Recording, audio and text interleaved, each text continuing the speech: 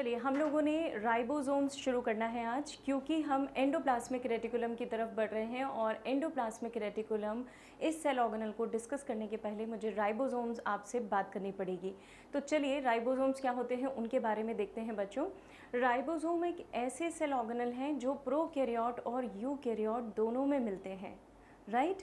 क्योंकि हमारे prokaryotic cells में मेम्ब्रेन बाउंड सेल ऑर्गेनल्स नहीं होते, लेकिन सिर्फ राइबोसोम्स ऐसा एक सेल ऑर्गेनल है which is found in prokaryote as well as eukaryote both, right. और इसका एक ही काम है जो दोनों जगह सिमिलर फंक्शन है। वो यहाँ भी प्रोटीन का फॉर्मेशन करेगा और वो वहाँ पर भी प्रोटीन्स का ही फॉर्मेशन करता है। तो राइबोसोम्स छोटे छोटे से पार्टिकल्स हैं जिन पार्टिकल्स का प्रोकैरियोट की भी बॉडी में प्रेजेंस है, प्रोकैरियोटिक सेल में भी प्रेजेंस है और यूकैरियोटिक सेल में भी प्रेजेंस है। राइबोसोम्स प्लाज्मा मेम्ब्रेन से कनेक्टेड हो सकते हैं। फॉर एग्जांपल अगर ये बैक्टीरिया है तो इस बैक्टीरिया के मेम्ब्रेन के आसपास आपको राइबोसोम्स की यूनिट्स मिल सकती हैं, या फिर राइबोसोम्स जो हैं वो साइटोप्लाज्म में भी फ्रीली मिल सकते हैं। लेकिन जब राइबोसोम्स साइटोप्लाज्म में फ्रीली मिलते हैं और या फिर जब वो मेम्ब्रेन से अटैच्ड होते हैं, दोनों ही केसेस में उनकी दोनों यूनिट्स अलग अलग होती हैं। हम पढ़ेंगे राइबोसोम्स की यूनिट्स क्या होती हैं। प्रोकैरियोटिक सेल्स में राइबोसोम्स जो हैं वो मेम्ब्रेन से अटैच्ड होते हैं और 70S टाइप का राइबोसोम होता है। सी प्रोकैरियोट और यूकैरियोटिक सेल का एक बेसिक डिफरेंस है कि प्रोकैरियोटिक सेल में 70S टाइप ऑफ राइबोसोम्स होते हैं, जबकि हमारे यूकैरियोटिक सेल में 80S टाइप ऑफ राइबोसोम होते हैं। तो ये यूकैरियोटिक सेल और इसका राइबोसोम हो गया 80S। यहाँ पे ध्यान दें जो S है, S का मतलब होता है sedimentation coefficient. S refers to sedimentation coefficient, मतलब सेटल होने का रेट, राइट। यही बेसिकली स्वेडबर्ग यूनिट भी है। स्वेडबर्ग साइंटिस्ट थे जिन्होंने इसे डिफ़ाइन किया था, जिन्होंने इसके बारे में हमें डिटेल डिस्क्रिप्शंस दिए थे।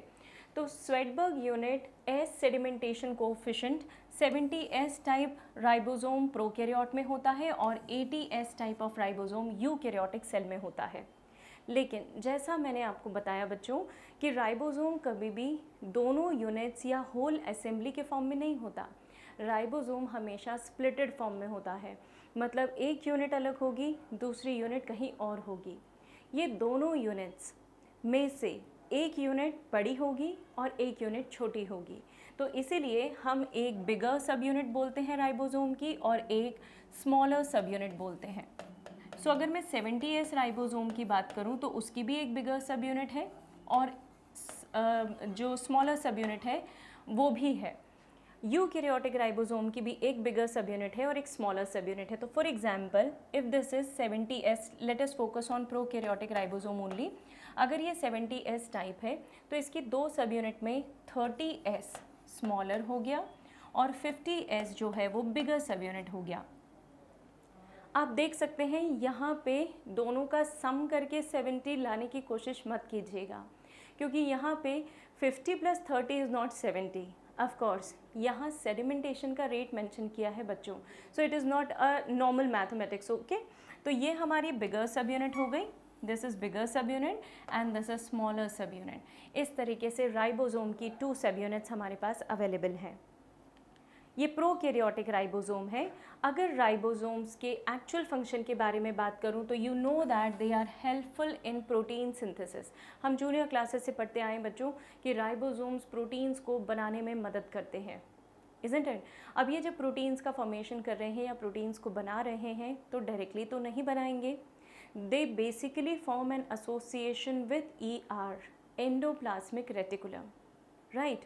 एंडोप्लाज्मिक रेटिकुलम की मदद से हमारे राइबोसोम्स प्रोटीन का सिंथेसिस करते हैं। हम आगे चल के central dogma of protein synthesis पढ़ेंगे और वहाँ पे आपको राइबोसोम्स का एक्चुअल फंक्शन पता चलेगा कि वो कैसे प्रोटीन्स का फॉर्मेशन करते हैं। इन ब्रीफ जब हम यहाँ पे फंक्शंस बात करेंगे तब मैं भी आपको बता रही हूँ। राइबोसोम्स प्रोटीन सिंथेसिस करते हैं, this is their major function, this is their main function, right.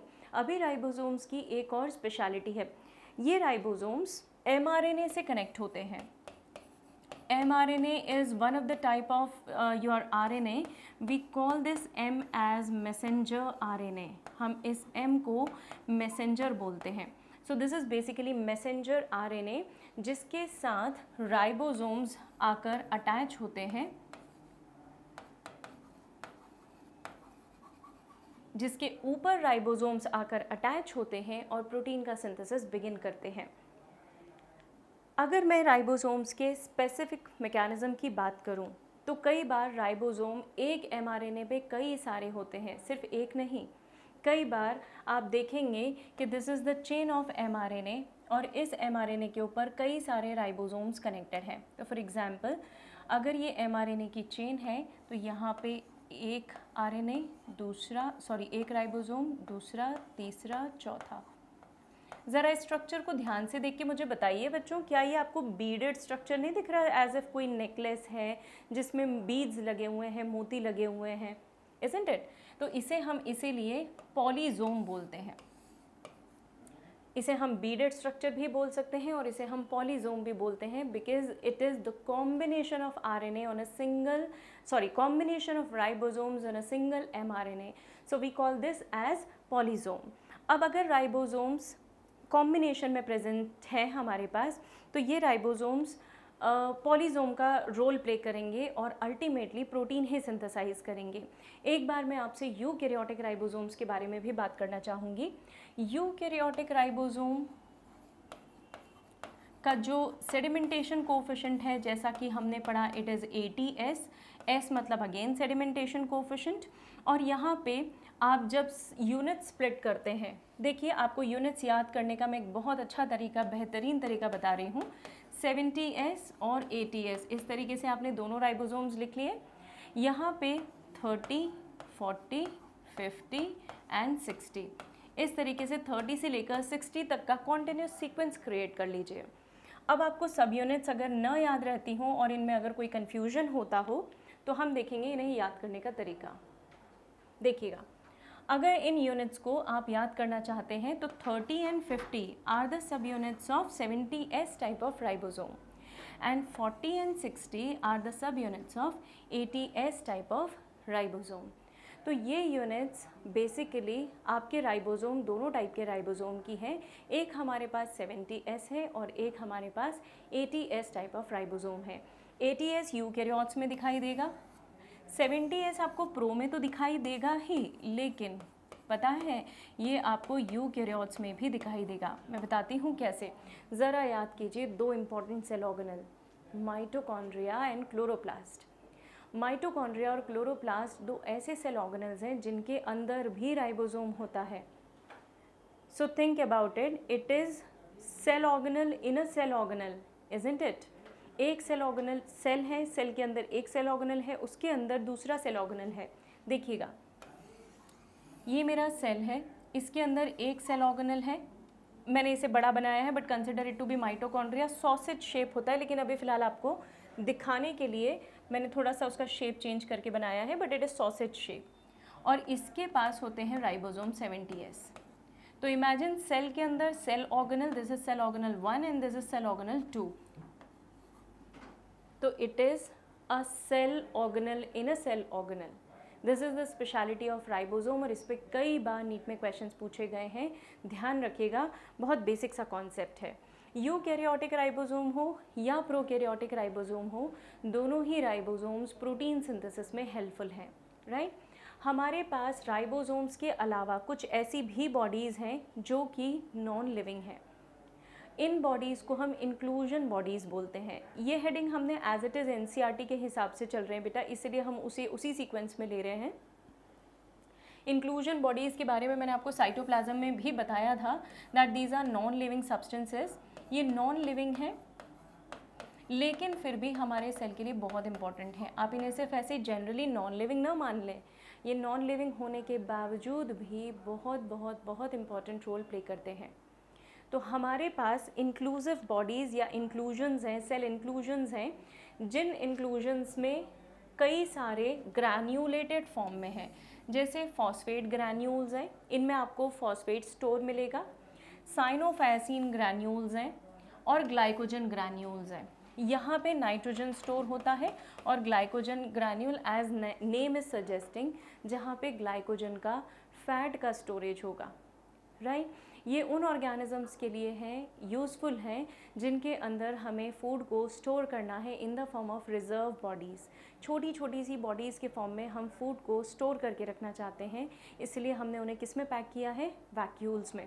So these are special type of granules which are storage form और which are basically helpful in the storage. इसी तरह आपको कुछ vacuolated form जैसे gas vacuoles जो हैं, ये आपको मिलेंगे green bacteria, purple bacteria, blue green purple bacteria में। गैस वैक्यूल पता है बच्चों क्या हेल्प करते हैं? देखिए वैक्यूल है तो वैक्यूल का काम स्टोरेज का तो हो ही गया, वैक्यूल स्टोर तो करेगा ही चीज़ों को। इस वैक्यूल में अगर गैस फिल हो जाए, गैस स्टोर हो जाए, तो द वैक्यूल और the weight of vacuole becomes less, isn't it? And it will start giving buoyancy to the organism और ऑर्गेनिज्म को फ्लोट करने में मदद करेगा। तो ये जो वैक्यूल्स हैं इनमें एयर फिल्ड हो जाती है, जिसके कारण they become lighter in weight, और लाइटर इन वेट होने के कारण ये ऑर्गेनिज्म को भी वज़न में हल्का बनाते हैं और इस तरीके से वो ऑर्गेनिज्म अपने सर्वाइवल बेनिफिट्स उठा पाता है।